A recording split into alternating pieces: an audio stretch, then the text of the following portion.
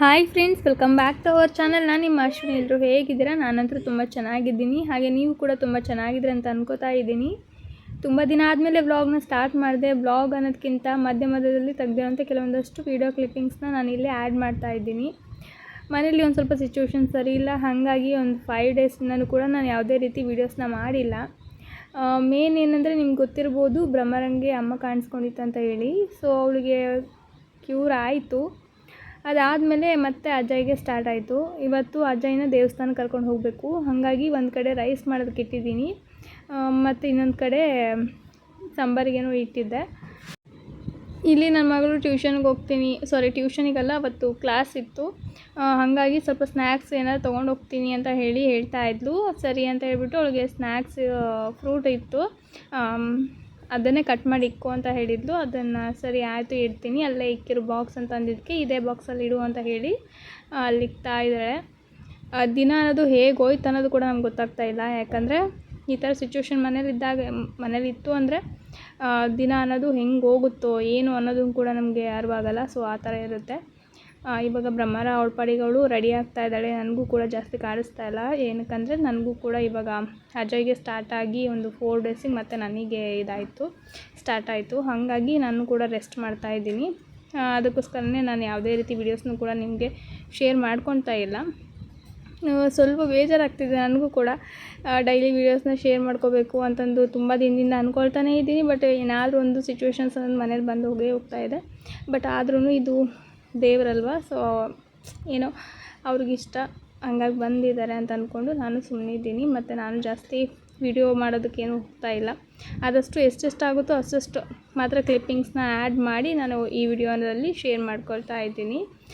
ಮತ್ತು ಹೊಸದಾಗಿ ಯಾರಾದರೂ ಚಾನಲ್ನ ನೋಡ್ತಾ ಇದ್ದರೆ ಪ್ಲೀಸ್ ಸಬ್ಸ್ಕ್ರೈಬ್ ಮಾಡ್ಕೊಂಡು ನೋಡಿ. ನಿಮಗೆ ಈ ವಿಡಿಯೋ ಏನಾದರೂ ಇಷ್ಟ ಆದರೆ ಒಂದು ಲೈಕ್ ಮಾಡೋದನ್ನು ಮಾತ್ರ ಮರಿಬೇಡಿ. ಇಲ್ಲಿ ಬ್ರಹ್ಮರ ಅವಳ ಪಾಡಿಗಳು ಇವತ್ತು ಏನಿದೆ ಅದು ಬುಕ್ಸು ಅದೆಲ್ಲ ಕೂಡ ಇಟ್ಕೊಂಡು ರೆಡಿ ಆಗ್ತಾ ಇದ್ದಾಳೆ. ಇವತ್ತು ಟೆಸ್ಟ್ ಇದೆ ಅವಳಿಗೆ, ಎಕ್ಸಾಮ್ ಇತ್ತು ಅವತ್ತು. ಎಕ್ಸಾಮಿಗೆ ಎಲ್ಲ ಏನದು ಜಾಮಿಟ್ರಿ ಬಾಕ್ಸು ಅದೆಲ್ಲ ಕೂಡ ಇಟ್ಕೊಂಡು ರೆಡಿ ಆಗ್ತಾಯಿದ್ಲು. ಅವಳ ಪಾಡಿಗೆ ಅವಳಿಗೆ ಏನು ಬೇಕೋ ಅದೆಲ್ಲ ಅವಳೇ ಜೋಡಿಸ್ಕೊತಾಳೆ. ನಮ್ಮನೇನು ಜಾಸ್ತಿ ಕೇಳಲ್ಲ ಇವಾಗ. ಸ್ಕೂಲಿಗಾಗಲಿ ಟ್ಯೂಷನಿಗಾಗಲಿ ಏನಾದ್ರು ಬುಕ್ಸು ಆ ಥರದ್ದೆಲ್ಲ ಅವಳೇ ಇಟ್ಕೊಂಡು ರೆಡಿ ಆಗಿಬಿಡ್ತಾಳೆ. ಸೊ ಇವತ್ತು ಅವಳು ಹಾಗೆ ಇಟ್ಕೊಂಡು ರೆಡಿ ಆಗ್ತಾಯಿದ್ಲು. ಆವತ್ತಿನ ದಿನ ಮಾತ್ರ ಅಜಯ್ನ ಸ್ವಲ್ಪ ಎಕ್ಸಾಮಿಗೆಲ್ಲ ಕಳಿಸಿದ್ವಿ. Next day ಎಕ್ಸಾಮ್ಗೇನು ಕಳಿಸೋದಕ್ಕಾಗಲಿಲ್ಲ. ಇನ್ನು 2 ಸಬ್ಜೆಕ್ಟ್ಸ್ ಇದ್ವು. ನಾನು ಅದಕ್ಕೆ ಇದೆಲ್ಲ ಪೂರ್ತಿಯಾಗಿ ಅವನಿಗೆ ಕ್ಯೂರ್ ಆದಮೇಲೆ ನಾನು ಕಳಿಸ್ತೀನಿ, ಅಲ್ಲಿವರೆಗೂ ಕಳಿಸಲ್ಲ ಅಂತಂದು ಹೇಳಿದ್ವಿ. ಸರಿ ಅಂತ ಹೇಳ್ಬಿಟ್ಟು ಟೀಚರ್ಸು ಒಪ್ಕೊಂಡ್ರು. ಯಾಕಂದರೆ ಎಲ್ಲಿ ನೋಡಿದರೂ ಕೂಡ ಹಾಗೆ ಇದೆ ವಾತಾವರಣ, ಅದಕ್ಕೋಸ್ಕರ. ಮತ್ತು ಇಲ್ಲಿ ನೋಡ್ತಾ ಇದ್ರಲ್ವ ತುಂಬ ಬಿಸಿಲು.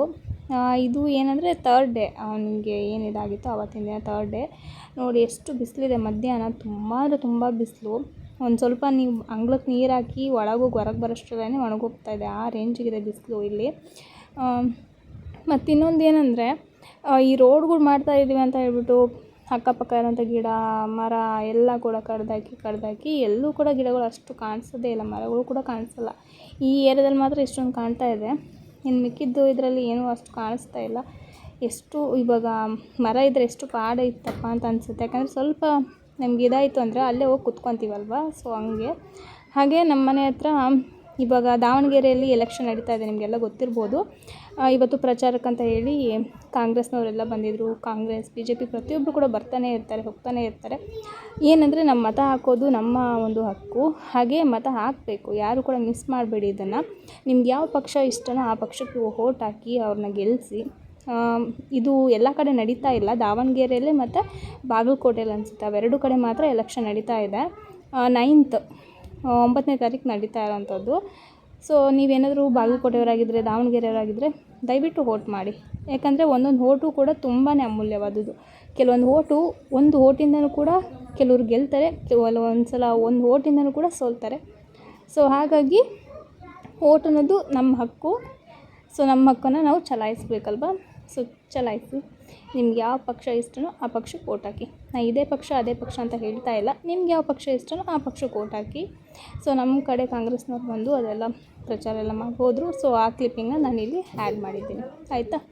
ಹಾಗೆ ಇಲ್ಲಿ ಅಜಯ್ಗೆ ಸ್ವಲ್ಪ ಹೆಸರುಬೇಳೆ ಪಾಯಸ ಮಾಡೋಣ ಅಂತ ಹೇಳ್ಬಿಟ್ಟು ಹೆಸರುಬೇಳೆನ ನೆನೆ ಹಾಕಿ ಹೆಸರುಬೇಳೆ ಪಾಯಸ ಮಾಡೋದಕ್ಕೆ ಇಟ್ಟಿದ್ದೆ.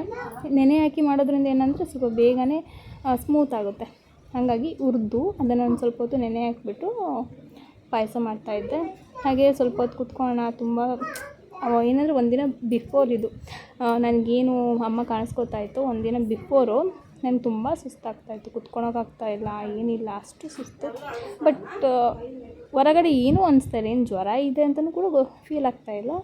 ಬಟ್ ಒಳಗಡೆ ಜ್ವರದ ಥರ ಫೀಲ್ ಅಂತ ಅನ್ನಿಸ್ತಾ ಇತ್ತು. ಅವತ್ತು ಸ್ವಲ್ಪ ಹೊತ್ತು ಕುತ್ಕೊಂಡಿದ್ದೆ. ನನ್ನ ಮಗ ಅದನ್ನೇ ತೋರಿಸ್ತಾ ಇದ್ದೆ ನೋಡಿ, BJP ಕಾಂಗ್ರೆಸ್ ಅಂತ ಹೇಳ್ಬಿಟ್ಟು ಎರಡೂ ತೋರಿಸ್ತಾ ಇದ್ದಾನೆ. ನಿಮ್ಗೆ ಯಾವ್ದು ಇಷ್ಟ ಅದಕ್ಕೆ ಓಟ್ ಹಾಕಿ ಅಂತ ಎಲ್ಲ ಹೇಳ್ತಾ ಇದ್ದಾನೆ. ನಮ್ಮ ಕಡೆ ಕಾಂಗ್ರೆಸ್ನಿಂದ ಇದು ಶಾಮನೂರು ಶಿವಶಂಕರ್ ಅವರು ಇದ್ದಾರಲ್ವ, ಅವ್ರ ಮೊಮ್ಮಗ ಸಮರ್ಥ ಅವ್ರು ನಿಂತ್ಕೊಂಡಿದ್ದಾರೆ. ಹಾಗೆ BJPಯಿಂದನೂ ಕೂಡ ಒಳ್ಳೆ ಕ್ಯಾಂಡಿಡೇಟೇ ನಿಂತಿದ್ದಾರೆ. ಸೊ ಇಬ್ಬರಲ್ಲಿ ಯಾರಿಗೆ ಹಾಕ್ಬೇಕು ಅನ್ನೋದೇ ಕನ್ಫ್ಯೂಸು. ಯಾಕಂದರೆ ಒಳ್ಳೆಯವರೇ ಲೀಡರ್ಸ್ ಅಂತ ಇದ್ದಾರೆ ಇಬ್ಬರೂ. ನೋಡೋಣ ಅವತ್ತು ಅಷ್ಟೇ. ನಿಮ್ಮ ಅನಿಸಿಕೆ, ನಿಮ್ಗೆ ಯಾರಿಗೆ ವೋಟ್ ಮಾಡಬೇಕಂತ ಅನಿಸುತ್ತೋ ಅವ್ರಿಗೆ ವೋಟ್ ಮಾಡಿ. ಬಟ್ ವೋಟ್ ಮಾಡೋದು ತುಂಬ ಮುಖ್ಯ. ವೋಟ್ ಮಾಡೋದನ್ನು ಮಾತ್ರ ಮರಿಬೇಡಿ, ಆಯಿತಾ? ಹಾಗೆ ಫ್ರೆಂಡ್ಸ್, ಯಾವ್ಯಾವ ಕಡೆ ನಡೀತಾ ಇದೆ ಅಂತ ಕೆಲವೊಬ್ರು ಮತ್ತೆ ಕಾಮೆಂಟ್ ಹಾಕ್ತಾರೆ. ಎಲೆಕ್ಷನ್ನು ನಮ್ಮ ದಾವಣಗೆರೆ, ಹಳೆ ದಾವಣಗೆರೆಯಲ್ಲಿ ನಡೀತಾ ಇದೆ, ಮತ್ತು ಬಾಗಲಕೋಟೆಯಲ್ಲಿ ನಡೀತಾ ಇದೆ. 2 ಕಡೆ ಮಾತ್ರ ಎಲೆಕ್ಷನ್ ನಡೀತಾ ಇರೋದು, ಆಯಿತಾ? ಹಾಗೆ ಇವಾಗ ಪಾಯಸ ಆಗಿತ್ತು, ಹೆಸರುಬೇಳೆ ಪಾಯಸ. ಅದನ್ನು ಸ್ವಲ್ಪ ತಣ್ಣಗೆ ಮಾಡೋಣ ಅಂತ ಹೇಳ್ಬಿಟ್ಟು ಪ್ಲೇಟಲ್ಲಿ ಇಟ್ಬಿಟ್ಟು ತಣ್ಣಗೆ ಮಾಡ್ತಾ ಇದ್ದೀನಿ. ಸೊ ಇದನ್ನು ತಣ್ಣಗೆ ಮಾಡಿ ಅವನಿಗೆ ತಿನ್ನಿಸ್ಬೇಕು. ಯಾಕಂದ್ರೆ ಬಿಸಿದ್ದಾಗ ತಿನ್ನೋದಕ್ಕಾಗಲ್ಲ, ತುಂಬ ಬಾಯಿ ಸುಡ್ತಾ ಇರುತ್ತಲ್ವ. ಆಗಲೇ ಒಂದು 3/4% ತಣ್ಣಗಾಗಿದೆ, ಆದರೂ ಪೂರ್ತಿಯಾಗಿ ತಣ್ಣಗಾಗಲಿ ಅಂತ ಹೇಳ್ಬಿಟ್ಟು ನಾನು ಪ್ಲೇಟಲ್ಲಿ ಇಟ್ಬಿಟ್ಟು ತಣ್ಣಗೆ ಮಾಡ್ತಾ ಇದ್ದೀನಿ ಅಷ್ಟೇ. ಇದೊಂಥರ ಟೇಸ್ಟು ಕೂಡ ಚೆನ್ನಾಗಿರುತ್ತೆ. ಬಾಯಿಗೆ ಒಂಥರ ಏನೂ ತಿನ್ನೋದಕ್ಕಾಗಲ್ಲ ಅಂದಾಗಲೂ ಕೂಡ ಕೊಡ್ಬೋದು, ಮತ್ತು ಮೈಗೆ ತಂಪಾಗುತ್ತೆ. ಹಾಗಾಗಿ ಇದನ್ನು ಮಾಡಿದ್ದೀನಿ. ಅಂದರೆ ಅವನಿಗೆ ಎಷ್ಟು ಬೇಕೋ ಅಷ್ಟನ್ನು ಮಾತ್ರ ಮಾಡಿರೋದು.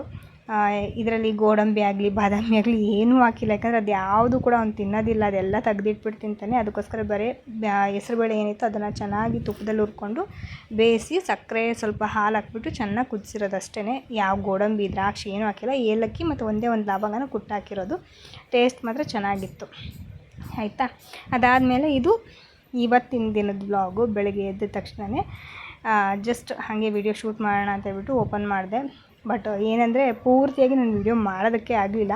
ಎಷ್ಟಾಗುತ್ತೋ ಅಷ್ಟು ಕ್ಲಿಪ್ಪಿಂಗ್ಸ್ನ ಮಾತ್ರ ಆ್ಯಡ್ ಮಾಡಿಕೊಂಡೆ.